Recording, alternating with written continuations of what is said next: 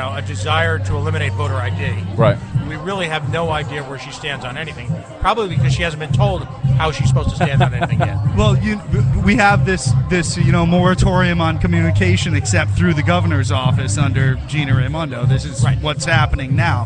One of the things I noticed this certainly on the last couple of campaigns that I worked on was the voter rolls in this state are an absolute mess.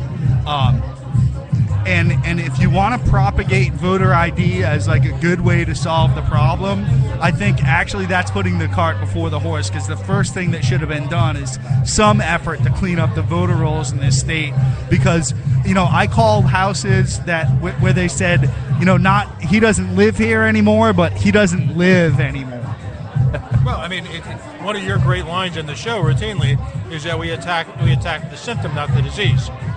Yeah, and that it's a reactionary thing. Voter ID is a reactionary response to the fact that our voter rolls are as screwed up as they are in the state. Right. Because the precautionary approach would be, okay, let's look at the rolls and how we can communicate between state agencies to eliminate these redundancies. Right, and so much of the excessive state expenditures in this little burg are based on those rolls and based on what allegedly they represent. So the entire system is flawed. Right, because it's become this kind of crony, pass it on to the next guy mentality where there's no accountability because it's built into the system. It's not a bug, it's a feature. Right, and you've got Secretary of States who are obsessing over who's going to come up with the new coolest website, as opposed to dealing with... Or a cell phone app. Right. Supposedly, the fundamentals of democracy are voting. Everything else stems from the ability to vote and the integrity of the vote itself. And yet they refuse to address that. But we'll have a new cool website soon. Right. So it's, you'll have a new cool website to go complain about voter fraud on. And nobody responding to the complaints. Right, and at the same time, you have no oversight whatsoever or no enforcement of all the lobbyists, the whores that inhabit Halitosis Hall. Super interesting concept. A lot of people talk about term limits for government officials.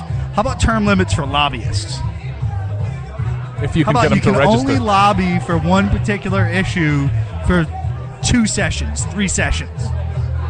How about we just prohibit... Because those are the people that are forming those long-term relationships in the State House. It's not the people... If you bump people out every 2 terms, a new guy has to come in and kind of figure out how everything works before he can actually get anything done. I mean, with the lobbyists that are there for 10, 12, 15 years, they know how it works. They know exactly who they need to talk to. Right, and you now see in the state of Rhode Island, becoming a lobbyist is the ultimate career goal for a lot of our current Providence College history majors. I mean, that's where they see the end game is. If somebody called me tomorrow to be a lobbyist on Smith Hill, I would take their job offer in a heartbeat. Oh, yeah. I would take it in a heartbeat. Listen, call me a sellout, whatever you want to call me, I would take it in a heartbeat. If you're listening to the Coalition for the first time, understand one thing. We are craven, degenerate sellouts, okay? We may not agree with your cause, but we'll be happy to advertise it for a slight fee. It's the only difference between us and the other whores is that we'll admit it. Right. We are whores. It's please. I mean, I have no sensibilities left to offend, so you can't possibly offend me. I mean, what are you going to do? Call me fat? Oh, my God. I'm hurt. I've already been so broken down and degraded by the system that really nothing can affect me. They've taken everything from me. I have nothing left to give. Right. Pride, dignity, future, a perspective. I signed that away years ago. You surrendered that at the door when you moved to this fucking hellhole. All right? What's frustrating to me is the failure of people to get pissed off. Yeah. All right? That's why before the Facebook police cracked down on me, my nom de plume was the PO taxpayer, which on any given day meant I was either pissed off, poor, or both. Right? So I look at something as innocuous as snow here in Providence. To me, the leading indicator of the Stockholm Syndrome that the citizens of the state of Rhode Island inhabit. Today on WPRO, the radio station of record on the the Tara Granahan show, she threw off as an aside. She's a wonderful woman. I love her to death. And she threw off as an aside the whole notion that, I don't know, maybe do I have to go track him down and ask him myself? And I'm like, oh my God, no. You mean the media confront somebody? Well, I kind of figured that the snow was a big, liberal plot to balloon budgets in cities and towns so that they would become... it's a libertarian one. Ensconced, we have to have X amount of dollars for snow. And then you have to go buy salt it just from Federal disappears Hill. if there's no snow. Well, no, I'm actually pretty psyched because I'm watching the acceleration of the financial devastation of the city of Providence literally as we speak. And for those of you who may just be tuning into the coalition on our live broadcast, Pat is a nihilist. Don't let him fool you with any kind of libertarianism. He wants to see it all burn to the ground. If you're a fan of Ayn Rand, I want to be on that plane flying over Providence as the lights start to blink out. And if you've ever read a certain book, you'll know exactly what that means. Well, get your Cessna. All right? Between that, I see a movie in the future of Rhode Island. Instead, it'll be called Escape from Providence. And a future president will be lost in the city of Providence. And what was it, Jake the Snake? Do you guys remember this game? A few years back, they made a video game called Manslaughter or something like that. And it was about this crazy video where you're a prisoner in a federal maximum security prison. They let you out into this play area where you have to kill the guards. Everybody went up in arms. All the parents groups were up in arms about it. I feel like that's what we're moving to, is this I need to kill that guy with a plastic bag over his head to move on in life. It's sort of like we're getting to this kind of survival of the fittest. We met Lord of the Flies meets Children of the Corn. With a distinctly Mediterranean influence. Okay, so children. I love tapas, so I love the Mediterranean. Children of the Olive. Is that is that how we can go with it? No, I mean it's becoming a kill or be killed environment here in Rhode Island. Something that I applaud.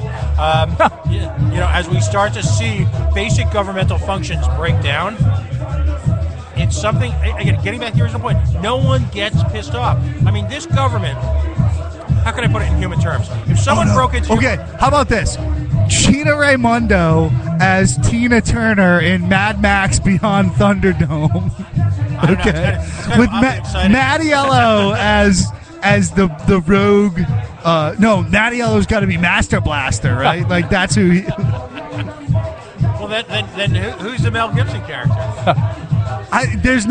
We have no Mel Gibson. No, we do. Rhode Island has no Mel Gibson. We do, and he's sitting right with us, Tony Jones.